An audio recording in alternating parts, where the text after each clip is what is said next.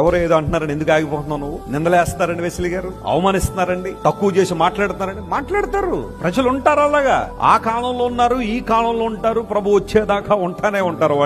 వాళ్ళని ఏమొక్కరు కూడా ఆపలేరు. అయితే నువ్వు చేయాల్సిన పని ఏంటో తెలుసా?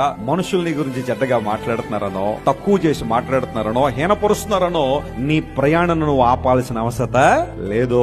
క్రైస్తవ జీవితం గురి లేని జీవితం కాదు. ప్రజలు నీ గురించి తక్కువగా మాట్లాడిన ఆగిపోతావా? ప్రపంచంలో చాలా మంది గొప్ప గొప్ప కార్యాలు చేసిన వాళ్ళందరూ కూడా ఇలాంటి సవాళ్ళను ఎదుర్కొన్న వారే. నువ్వు చేయలేవు, నీ వల్ల కాదు అన్న వాళ్లే చేసి చూపించారు. కారణం ఏంటో తెలుసా? నిందలు వారి ప్రయాణాన్ని ఏం చేయలేదు, ఆపలేదు. అట్టు పిమ్మట యేసయ్య బయలుదేరాడు.